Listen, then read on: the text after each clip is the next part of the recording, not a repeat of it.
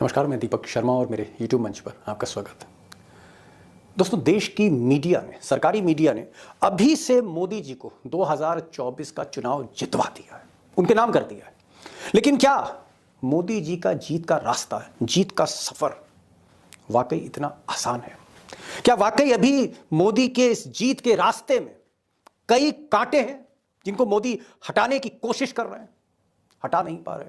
क्या अभी भी मोदी जी का ये जो चुनाव है 2024 का सुपर फाइनल, क्या अभी भी ये चुनाव 6-7 राज्यों में, और जी हां 6-7 बड़े राज्यों में, क्या अभी भी फंसा हुआ है?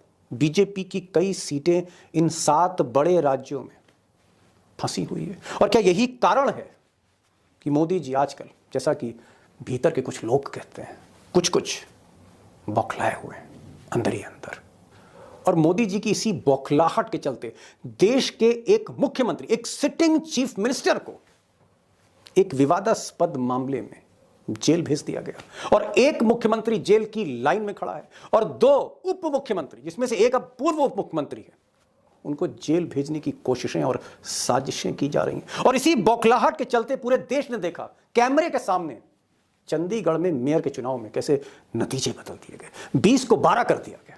सबने अपनी आंखों के सामने देखा। और देश ने यह भी देखा कि झारखंड में एक मुख्यमंत्री का उम्मीदवार, जी हां, एक मुख्यमंत्री का आदिवासी उम्मीदवार बहुमत लेकर राजभवन के बाहर चक्कर काटता रहा। जी हां, एक चीफ मिनिस्टर का कैंडिडेट जिसके हाथ में बहुमत की चिट्ठी है, राजभवन के बाहर चक्कर काट रहा है। कल से 24 घंटे बीत चुके हैं, उस मुख्यमंत्री की शपथ की तैयारी नहीं हो रही।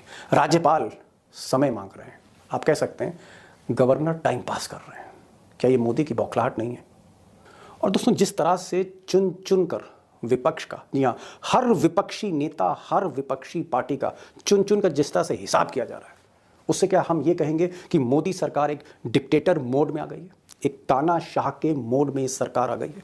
और क्या जो 400 पार का नारा दिया है, जी हां, जेपी नड्डा राष्ट्रीय अध्यक्ष ने 400 पार, इस बार मोदी 400 पार, 400 सीटें ला रहे हैं, सारे रिकॉर्ड तोड़ रहे हैं।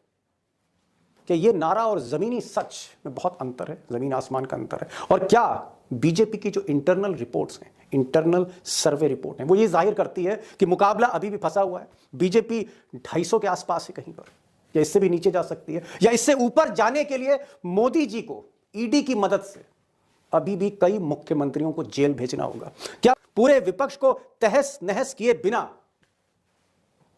24 का रास्ता आसान नहीं है मोदी के लिए? अब दोस्तों, सच्चाई ये भी है कि जो तस्वीर हम देखते हैं, आप देखते हैं, या जो तस्वीर गोदी मीडिया दिखाती है, टीवी चैनल्स दिखाते हैं, अखबार आपको दिखाते हैं कि उत्तर प्रदेश में बीजेपी काफ़ी आगे है। दरअसल उत्तर प्रदेश हो, मध्य प्रदेश हो, राजस्थान हो, छत्तीसगढ़ हो, गुजरात हो, ये जो बेल्ट है, ये बीजेपी की पारंपरिक बेल्ट है। चाहे अडवाणी का टाइम हो, अटल का टाइम हो, या मोदी का टाइम हो, बीजेपी को यहां बम्पर वोट मिलते रहे हैं और मिलते रहेंगे जब तक कांग्रेस इस बेल्ट में अपने संगठन को मजबूत नहीं कर लेती। लेकिन इस बेल्ट के बाहर स्थिति उतनी अच्छी आज भी नहीं है, बल्कि मैं कहूंगा कि 2014 और 2019 की तुलना में 2024 में कई ऐसे राज्य हैं जो गले की फांस बनते जा रहे हैं गुजरात लॉबी के लिए, मोदी के लिए, शाह के लिए। और हर रणनीति जहां फेल हो रही है, इसीलिए शायद उनको मुख्यमंत्री को जेल भेजना पड़ रहा है। एक को जेल भेजने की तैयारी है, और 2 ऐसे नेता हैं जिनको जेल भेजने की साजिशें दिन रात हो रही हैं अगले 15 दिनों में। ऐसी नौबत क्यों आ रही है? उसकी वजह यह है कि 4 बड़े राज्य हैं जहां गेम फंसा हुआ है, और 3 ऐसे राज्य हैं जहां बीजेपी वाकई मुश्किलों का सामना कर रही है। मैं चाहता हूं कि एक बार इस ग्राफिक्स को अगर हम देखें तो मोदी जी की जो एक्सरे रिपोर्ट है, ये जो एक्सरे रिपोर्ट उनकी बौखलाहट का कारण बताती है, वो आपको जरा और साफ हो जाएगी वो तस्वीर। दोस्तों, अगर आप ये ग्राफिक्स देखें तो ये जो 4 बड़े राज्य हैं, और मैं बार बार उसे रिपीट कर रहा हूँ, महाराष्ट्र, बिहार, बंगाल और कर्नाटक, इन 4 राज्यों में पिछली बार मोदी जी तकरीबन 125 सीट ले गए थे।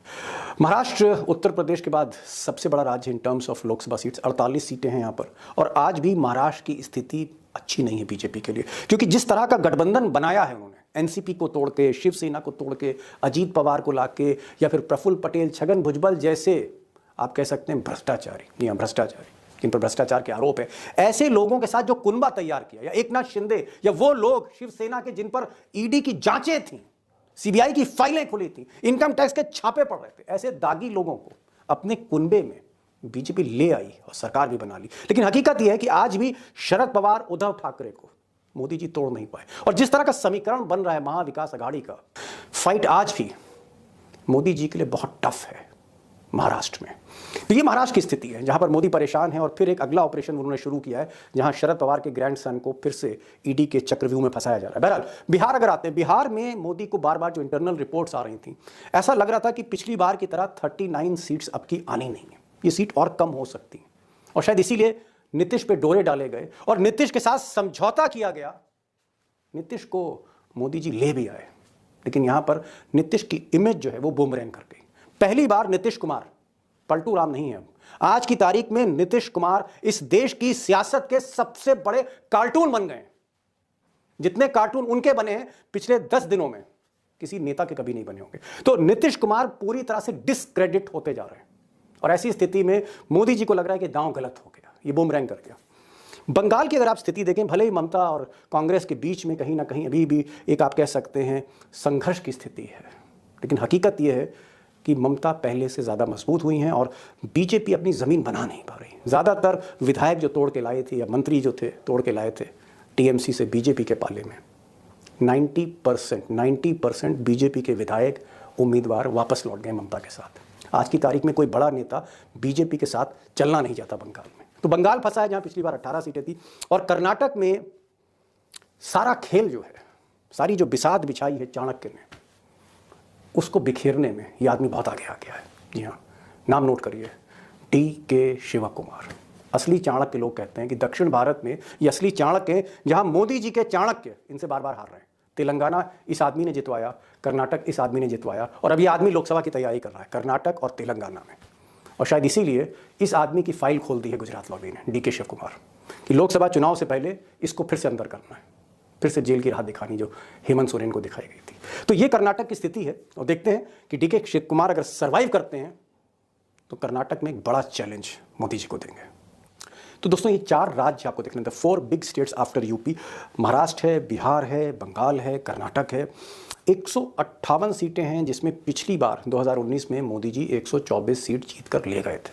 प्रधानमंत्री दोबारा जो बने थे, इन 4 राज्यों का बहुत बड़ा कंट्रीब्यूशन था। इस बार मैंने आपको स्थिति सामने रखी है। 3 और राज्य हैं।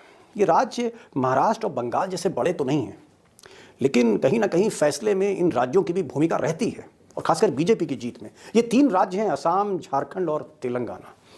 अब झारखंड में तो आप देख ही रहे हैं कि किस तरह से हाथ जला लिए हैं भाजपा ने, जिस तरह से एक आदिवासी मुख्यमंत्री के साथ जो सलूक किया गया है, एक विवादास्पद लैंड डील जिसमें ब्लैक एंड व्हाइट में बहुत कुछ सबूत है नहीं, वहां पर जिस तरह से एक सिटिंग चीफ मिनिस्टर को भेजा और आदिवासी जहां लामबंद हो गए, आदिवासी जहां पर खड़ा हो गया है हेमंत सोरेन के पीछे।